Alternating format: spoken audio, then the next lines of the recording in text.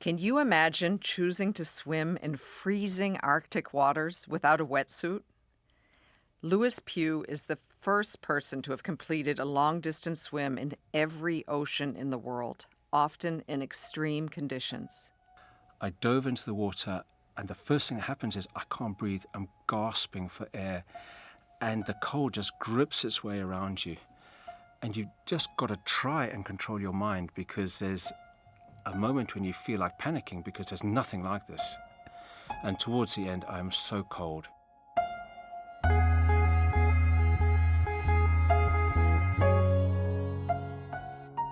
He's a man with a mission to protect our seas and rivers.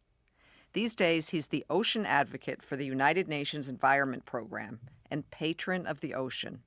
And he told me what drives him. From the United Nations, I'm Melissa Fleming. Welcome to Awake at Night.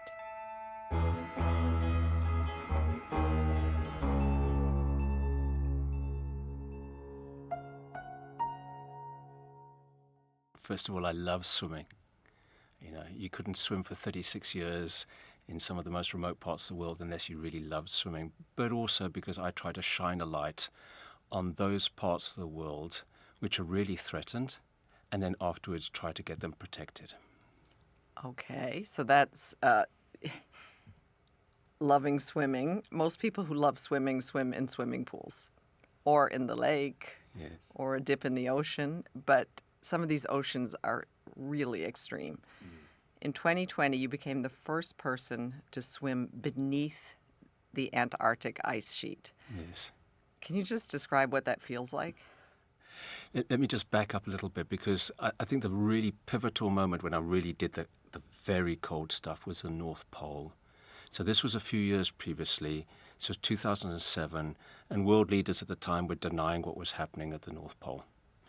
And so I sailed to the North Pole, and I remember arriving there, and there's a big open patch of sea. It's completely black. And I just swim in a Speedo cap and goggles. And I'm standing there, and I'm about to dive in, and all I can think is, if things go horribly wrong now, how long will it take for my frozen corpse to sink to the bottom of the sea? But I had spent 6 years in the high Arctic. I had seen the enormous changes taking place, and I said to myself, you've got to dive in here, and you've got to swim across the North Pole. So you mentioned these changes that were taking place in the North Pole, but just remind us, this is 2007. I think a lot of people in the world are just waking up Yes. to the fact that climate change is causing dramatic changes in our environment. What was happening at the North Pole, and what compelled you to swim? Well, I did all my training on an island called Spitsbergen, Svalbard, which is on the edge of the Norwegian Arctic sea ice. And so it's very, very close to the North Pole. And I did my first swim there in 2005. And this was what I was witnessing, was the enormous rise in the warmth of the water, but also the melting of the glaciers. And I just don't think that world leaders had a grip on just how quickly this was happening. And so then you decided that the way to send a message was to swim. A very, very simple message. Somebody is swimming across the North Pole, across an open patch of sea. And I dove into the water, and I started swimming. And the water is so cold, it's below zero. So it's minus 1.7 degrees centigrade because it's salt water. I got out the other side. It took me 18 minutes and 50 seconds to get to the other side. And I can honestly say I got out the other side a different person. 18 minutes and 50 seconds, every single one of those minutes felt like an hour. But I came out, as I say, I felt that I was a different person because I had witnessed what had happened there, and I had an absolute determination to take this message around the world about what I was witnessing in the high Arctic and also down in Antarctica. So you alluded to this swim down under the East Antarctic ice sheet. So that was a few years later. What we were experiencing down in Antarctica were all these freshwater lakes appearing on the ice sheet. And so I went down there, and we found a tunnel underneath the ice. And all I could think is, if I can go down this tunnel, there's a bit of air, above me. If I can go down this tunnel, I can convey a message better than any numbers. It's, Both poles are beginning to melt, and fast, and we must take action. I just wonder, first of all, what does this feel like?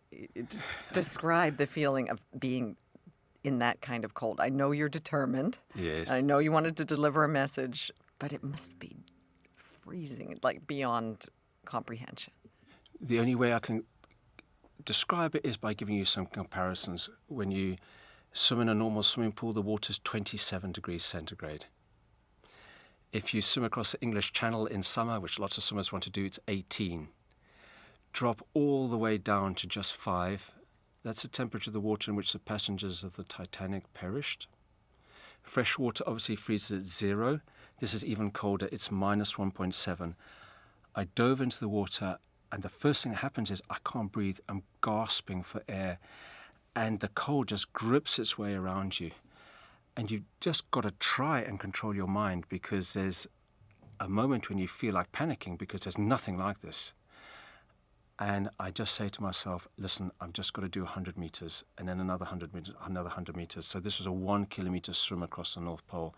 And towards the end, I am so cold.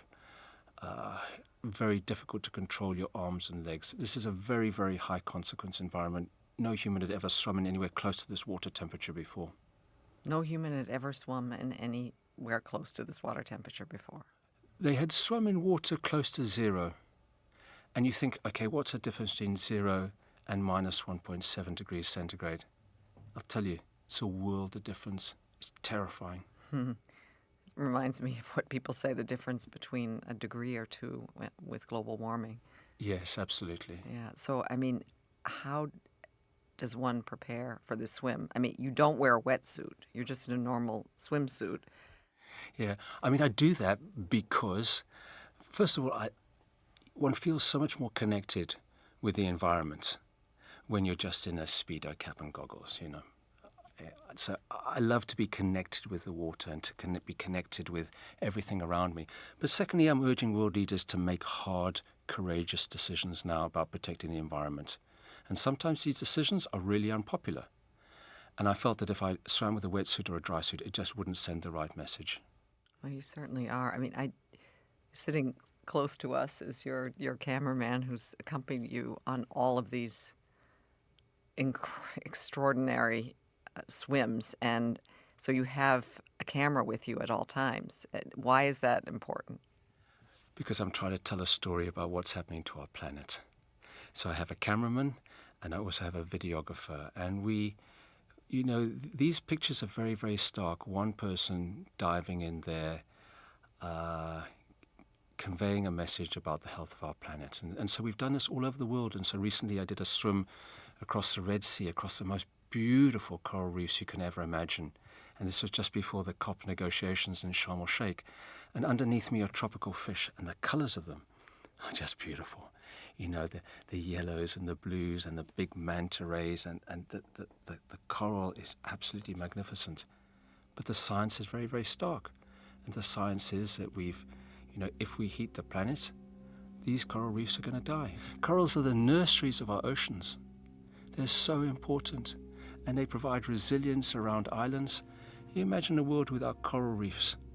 This will be the first time in human history that we lose potentially an entire ecosystem. And it could happen within our lifetime. That's incredible that it's just that tiny percentage of a degree that would have that consequential effect. Correct, yes. And it's detrimental for the fish and the sea life that thrives around them. And for humans as well, because we all rely on coral reefs. How? Well, I mean, coral reefs, as I say, they provide resilience to islands.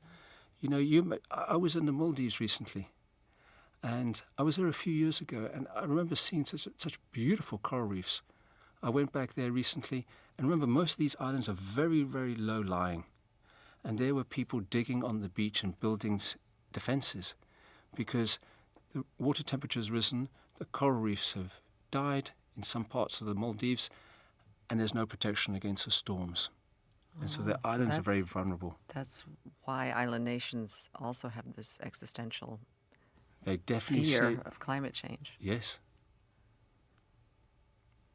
I'm just wondering how you prepare for these swims. I'm sure the Red Sea was quite a challenge because of the distance, but these freezing swims, because most human bodies would not be able to endure that. No.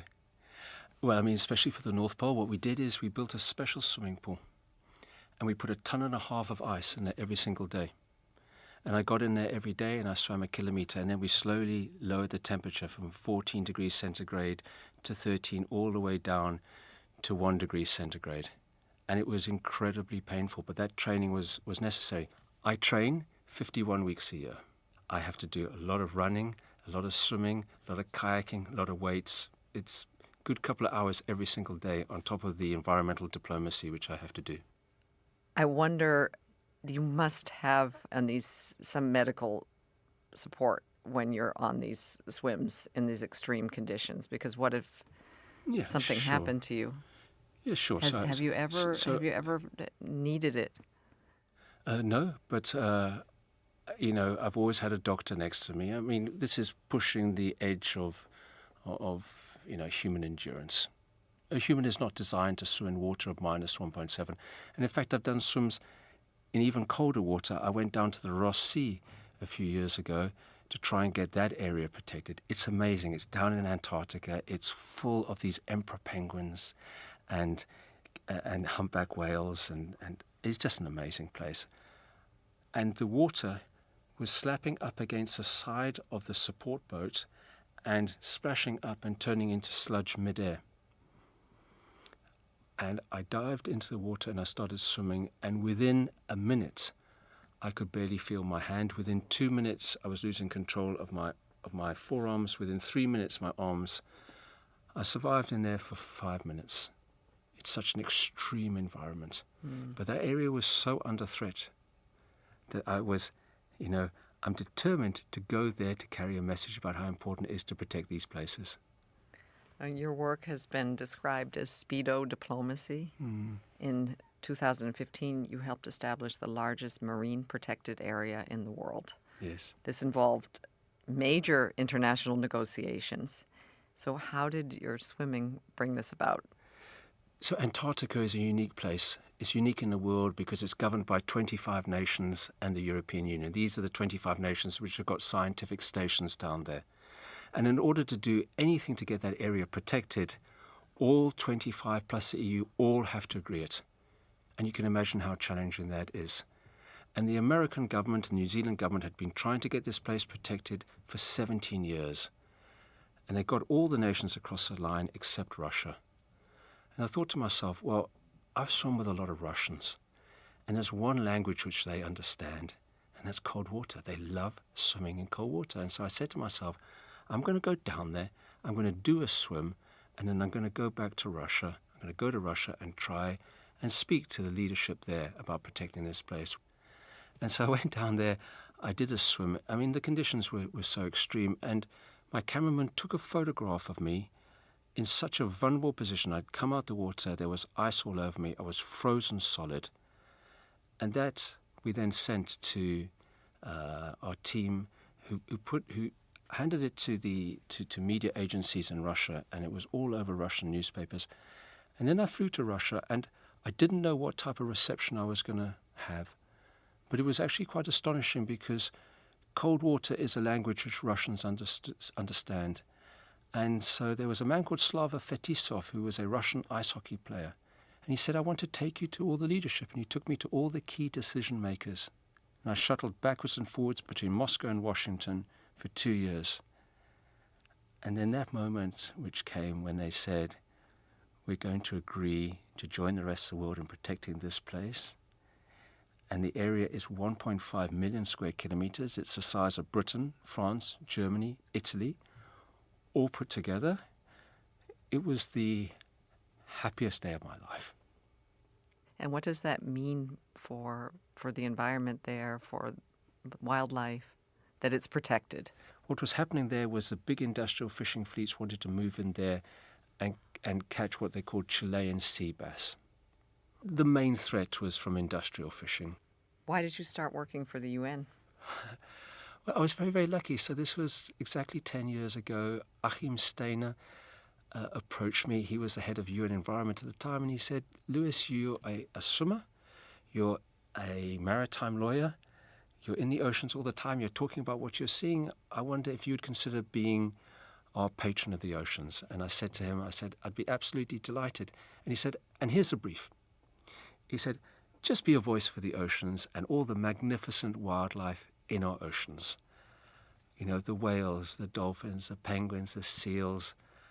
Just be a voice for them. And that's what I've tried to do. But I also believe fundamentally that nations have to work to solve these big environmental crises. You cannot solve them on your own. So it's been a privilege to serve the UN for 10 years. I wonder how you got into this in the first place. I mean, where did it all begin? I believe you were born in Britain, but you grew up in South Africa. Tell me about your childhood, what took you there, and when did you start swimming? Geography can mold you. It really can. I mean, I grew up in Plymouth. And Plymouth is a gateway to the North Atlantic. My father was a doctor in the Navy, and I lived in a naval hospital there. And I went to school overlooking the harbour.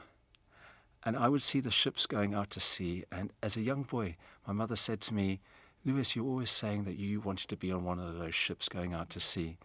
And then at 10 years old, we emigrated out to South Africa. My father's mother had been South African. And we went to go live in Cape Town, where 3 oceans meet. And I went to school, and my school overlooked Robben Island. And then one day, I looked out across that island from the history classroom, and I said to myself, I want to swim from Robben Island back to Cape Town. And that started it. What did Robben Island mean to you? Well, this is an interesting time because this was 1987. This was a political prison at the time. And I did this swim. I swam from Robben Island, and I remember arriving at the island, and there were jailers all over. They escorted me down to the beach. And there were a lot of political prisoners standing there cleaning the beach. And it was the 1st of May, 1987. And I remember them waving me off. And I got in the water, and I started swimming, and in the first hour, it was okay. By the second hour, I was incredibly cold. By 2.5 hours, I was frozen to the core. I was swimming breaststroke. I finally got to the other side, and I barely stumbled ashore. I was so frozen to the core. My father was there to meet me. It was the first swim he saw, and then he passed away shortly afterwards. So that whole swim, so much emotion about that time and that history in South Africa, and then with my parents. I mean, it was the apartheid era, and Mandela was imprisoned there. So Mandela spent, I think, about 18 years on the island. At the time, he'd been removed from the island, and he was in another prison in a different part of Cape Town, in Tokai. But shortly afterwards, I went to the University of Cape Town, and I think this was a moment in history. I arrived at the University of Cape Town, which was a liberal university in Cape Town, and university started in February, and after a few days at university, we all listened to the announcement by the state president that there'd be the unbanning of the African National Congress, that Nelson Mandela would be released. It was an unbelievable time, and a number of my lecturers helped write the new constitution. And a constitution is such an important document because it sets out the hopes, the dreams, the ambitions of a nation, that we could come together, that we could learn how to listen to the dialogue of the other side. And this is what I've been able to, these are the lessons which are so necessary if you're going to be an environmental diplomat. Because you have to listen to the dialogue of the other side, but you've also got to be like a locksmith. You can't keep going to the same closed door with the same set of keys. You've got to try and find a way through that door to be able to persuade the person, the environment minister on the other side, or whoever it may be, a CEO of a big polluting company, that we can do things differently, and that there is something where we can work together for the future of our children and our grandchildren and the whole of the animal kingdom. Do you remember the feeling you had when you learned that Nelson Mandela was going to be released? I remember it, and I remember exactly where I was. Where? I was on a beach in Cape Town, and it took everybody by surprise. Archbishop Desmond Tutu became the founding patron of my foundation. And I remember speaking to him about it, and he said it took his breath away. It took his breath away because he thought that it could be another 10, 15, 20 years' time. And he said it was just amazing, and he cried. And I think I was young at the time. I was just 19 years old, and I didn't know what was going to happen. There was so much uncertainty. But I see tears in your eyes now. Yeah, because, I went to Robben Island jail a couple of years later with a man called Ahmed Kathrada. And Ahmed Kathrada had been imprisoned with Nelson Mandela. And shortly before he died, he invited myself and a few people to go to Robben Island. And he took me into his cell. And I'm in his cell, and it's so small. You put your arms across, and you can barely touch the walls. And there's a small window with 3 bars, and there's a big fluorescent light above us. And there's a bucket on the ground for the ablution and 2 very thin blankets. And I didn't know what to say to him. And all I could say to him, I said, Ahmed, what was it like in here? And you know what he said to me? Melissa, he said, if I were to describe it with one word, I would say cold. That cold wind coming in off the Atlantic Ocean, cold showers, cold food, cold waters. And if I'm honest with you, I don't think I have actually warmed up. And then we walk outside his cell. He closes it because now he's now one of the governors of the museum. He closes it. We walk 2 cells down. He stands at Nelson Mandela's cell. He holds the bars. He looks in there. And he says, I would do that all over again for Nelson. Now, this is not somebody that's lost the first 27 years of your life or the last 27 years of your life. It's a middle section. It's when you have your hopes, your dreams, an education, maybe start a business, start a family, get married, and it's gone. And it's gone forever. And the forgiveness which those people had. I asked Ahmed, what should I do? He said, swim, Lewis. Why did he say that? How did he know that you swimming would be so meaningful? There'd been a lot of media in South Africa about the swimming across the North Pole. I did a swim on Everest. There was so much media attention about it. And I think, Archbishop Desmond Tutu, all these people began to realize what the defining issues of our generation were. Desmond Tutu said to me, he said, Lewis, when we damage the environment, we create conditions which are ripe for conflict. But conversely, when we protect the environment, we foster peace. And, I was too young at the time, but I suppose they could see that swimming in these places could carry a message that science perhaps couldn't carry. That we have to start working together. You just completed a swim down the Hudson River, 315 miles, I believe. It's a long way. 31 days. Yes. Why the Hudson River? And also maybe what did it have to do with arriving just a few days before the General Assembly started and world leaders gathered here in New York? Rivers are essential for life on Earth. I mean, they're the arteries of our planet. And so many rivers around the world are now so unhealthy. They're so polluted. And so I wanted to do one swim around the world which would carry a message. And it always came back to the Hudson River. And the reason for that is because it starts high up in the Adirondack Mountains. And there you got beavers, you got vultures, you got bears. And at the end, New York City and obviously the headquarters of the United Nations. But it was also an amazing story because 50 years ago, the Hudson was one of the most polluted rivers in the world. And certainly one of the most polluted rivers here in America. And New Yorkers said, enough is enough. And they started cleaning it up mile by mile, town after town, factory after factory, and they turned its fate around. And yes, we mustn't be naive. We've got to be vigilant. There's still pollution in the river, but it's an amazing story. And so I decided I'm going to swim down the whole of this river, and then I'm going to come here to the General Assembly and deliver a message about, I think that this can be a blueprint for rivers all over the world. I hope that this gives hope to people around the world, that your river, whether you're in England, whether you're in India, China, South Africa, Brazil, that your river can one day be saved. I saw, I was following you as you were doing the swim, and I saw on one day you swam past a factory, and it looked, I don't know, I was wondering, is this safe for you? It didn't look very inviting or clean.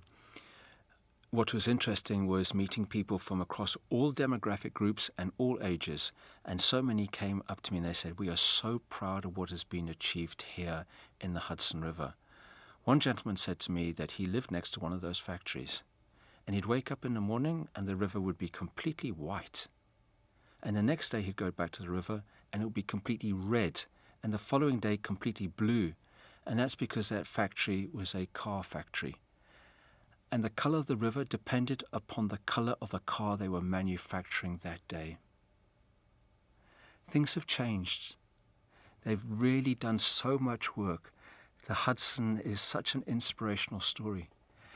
And near the source of the Hudson, I remember watching an enormous bald eagle come out the trees and then swoop down towards me and then start following me down the river. And to think that just a few years ago, this bald eagle, which is a symbol of the United States of America, was virtually extinct in the Hudson Valley. And it shows what can happen when you really start cleaning up a river, investing in a river, and making water a priority, because water is one of our most precious resources.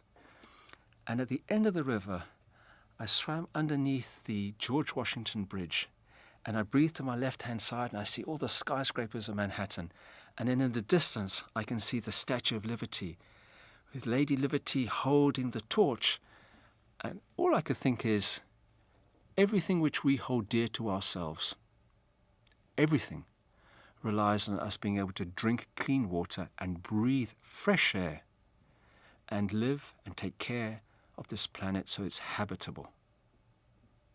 Everything else is secondary. This is about sustaining life on Earth. I believe you swam at least 5 hours a day on this river, and I'm sure it wasn't easy. I mean, the rivers have rapids, they have rocks, there are dams. Like, what were some of the biggest challenges in navigating this swim? The biggest challenge was at the beginning, where there was fear, because I was so frightened that when you're going down the rapids, you hit a rock and you can really injure yourself. And then the other section where which was really, really challenging, was in the middle section when we started having rains, because we know that when you have rains, sometimes sewage overflows into the river. We were lucky. I didn't get sick. I've done 5 swims down rivers in my life, and in 3 of them I got seriously sick. In 2 of them I didn't. The one was a swim down a river in Antarctica. Obviously there are not many people living in Antarctica, and the other one was the Hudson.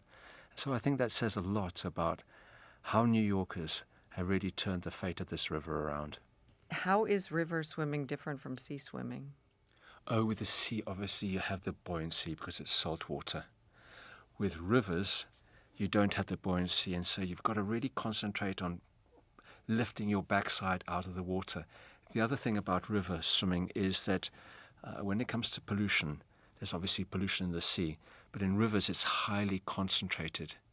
And so getting sick in rivers is a real risk. So those are the 2 main differences that one faces between these 2 environments.